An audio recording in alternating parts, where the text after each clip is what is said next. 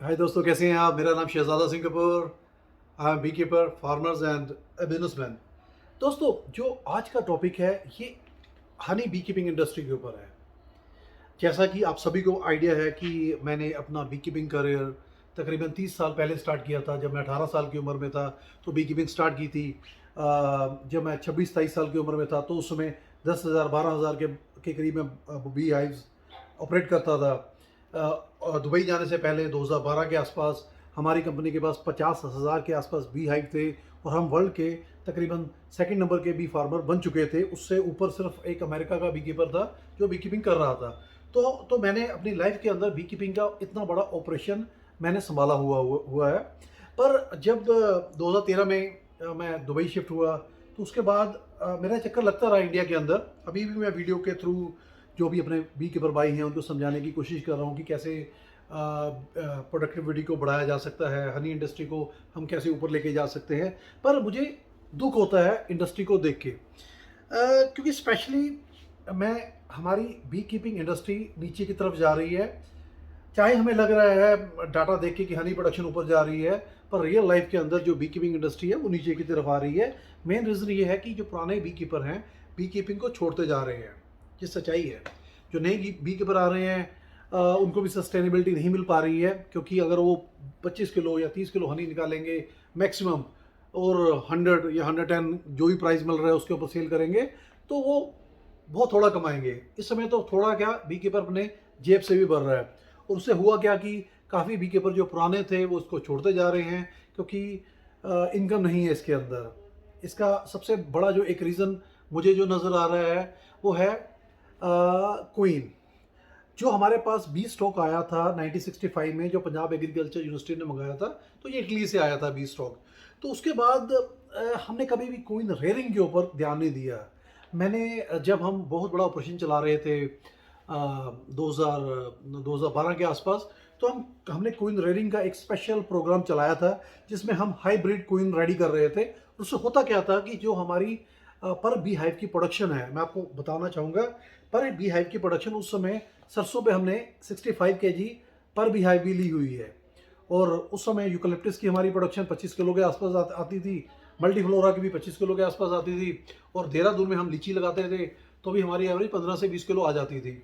और इसके अलावा कश्मीर में भी क्रॉप लगती थी जिसको वाइट हनी बोलते हो, 15 किलो के करीब उसकी भी क्रॉप आ जाती थी। और आज के समय के अंदर सभी की जो प्रोडक्शन है नीचे आती जा रही है। इसका रीज़न जो मुझे सबसे बड़ा रीज़न नज़र आ रहा है वो है क्वीन। क्वीन क्वीन को हम क्वीन रेयरिंग नहीं कर रहे हैं, अच्छा स्टॉक नहीं ले रहे हैं। उससे क्या हो रहा है कि हमारी जो स्टॉक है वो नीचे आता जा रहा है। अच्छे माँ बाप होंगे तो अच्छे बच्चे पैदा होंगे। मैं आपको देसी भाषा में समझाने की कोशिश कर रहा हूँ। अच्छे माँ बाप होंगे तो स्ट्रॉन्ग बच्चे होंगे, लंबे माँ बाप होंगे तो लंबे बच्चे होंगे। तो इसी तरह से अगर हमारे पास अच्छी क्वींस नहीं है तो जो उसके बच्चे पैदा हो रहे हैं वो भी वीक पैदा हो रहे हैं, और उसके जो आगे बच्चे पैदा हो रहे हैं वो वीक पैदा होते जा रहे हैं। उससे हो क्या रहा है, पिछले 8-10 सालों से हमारे पास जो बीज का स्टॉक है वो ख़त्म होता जा रहा है। इसकी आपको मैं एक और एग्जांपल देने की कोशिश करूंगा।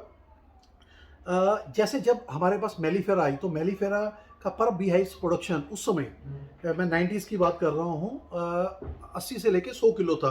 और स्टेशनरी बी कीपिंग भी लोग कर लेते थे। उस समय जो इंडिका बीज थी, हमारे पास इंडिका बीज भी थी इंडिया में जो चल रही थी, उसकी प्रोडक्शन 5 किलो 10 किलो से ऊपर पूरे साल में नहीं आती थी।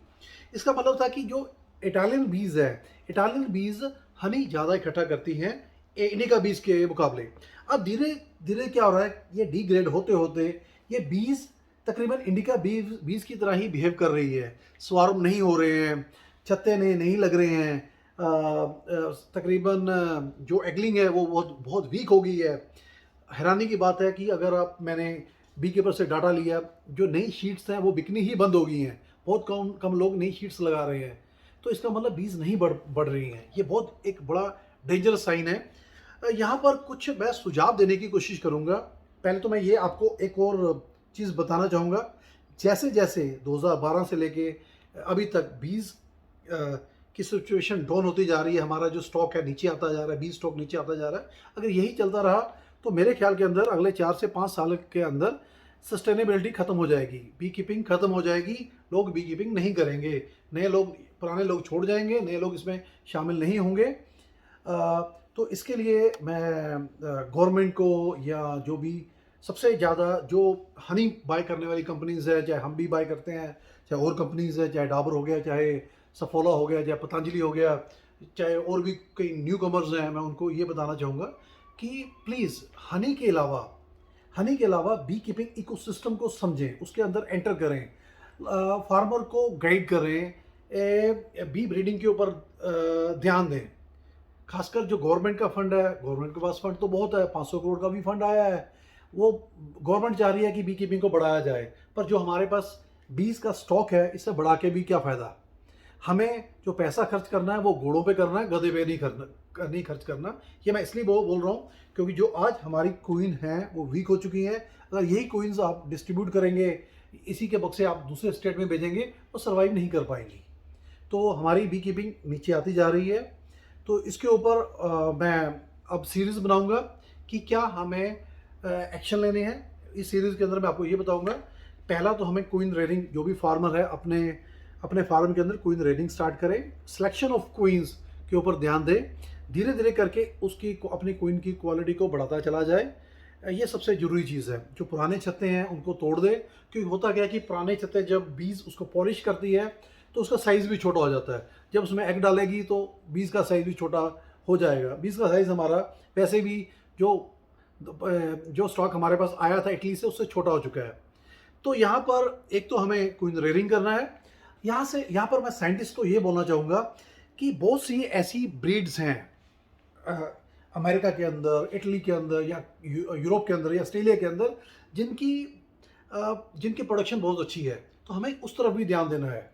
मैंने कुछ साइंटिस्ट इसके बारे में बात की, पर मैं हैरान हो गया कि उनका थॉट प्रोसेस तकरीबन 50 साल पुराना है। उन्होंने बोला कि अगर बीज आएंगी तो बीमारी भी लेके आएंगी। पहले बीज आई थी तो वरोरा माइट आ गई थी, इसलिए इसका आना नहीं ज़रूरी है। यह लॉजिक मुझे समझ में नहीं आया। हर एक सेक्टर के अंदर, डेयरी के अंदर, फिशरी के अंदर हम नए नए ब्रीड्स लेके आ रहे हैं। तो क्यों नहीं हम अच्छी ब्रीड्स अपने बीज के लिए लेके आ पाएँ। हम क्यों टिके हुए हैं इस इटालियन मेलाफेरा के ऊपर, जो इटालियन मेलाफेरा नहीं रही है, मुझे जो लग रहा है, तो इसका साइज़ बहुत छोटा हो चुका है। मुझे लग रहा है कि हमें नई कोइन इंपोर्ट के बारे में सोचना पड़ेगा विद साइंटिफिक कंट्रोल, ताकि कोई, जैसे साइंटिस्ट बोलते हैं, कोई बीमारी ना आ जाए। तो आज हम 2021 में हैं, तो मेरे ख्याल के अंदर इस चीज़ को हम कंट्रोल कर सकते हैं। तो इस वीडियो के अंदर 2 सुझाव। पहला सुझाव, हर एक bee keeper coin rearing start करें, अपने ही स्टॉक के अंदर से अच्छी कोइन को बिल्ड करें। सेकंड सुझाव, बहुत जल्दी गवर्नमेंट ऑफ इंडिया इस तरफ ध्यान दे। मैं भी कोशिश कर रहा हूँ मीडिया के थ्रू, और बड़े बड़े लोगों से मैं मुलाकात कर रहा हूँ कि मैंने सिलेक्शन की है कोइंस की, जो हम ऑस्ट्रेलिया से या यूरोप से हम इंपोर्ट कर सकते हैं। तो कृपया मुझे सहयोग दें ताकि हम उसको इंपोर्ट कर सकें और एक बी ब्रीडिंग प्रोग्राम स्टार्ट कर सकें, ताकि जो कोइनें नए फार्मर के पास जानी है वो स्ट्रॉन्ग हो, वो अच्छी प्रोडक्शन दे पाए, जिससे हम बी कीपिंग इंडस्ट्री को बढ़ा सकते हैं और सस्टेन कर सकते हैं। थैंक यू दोस्तों, थैंक्स टू बाय।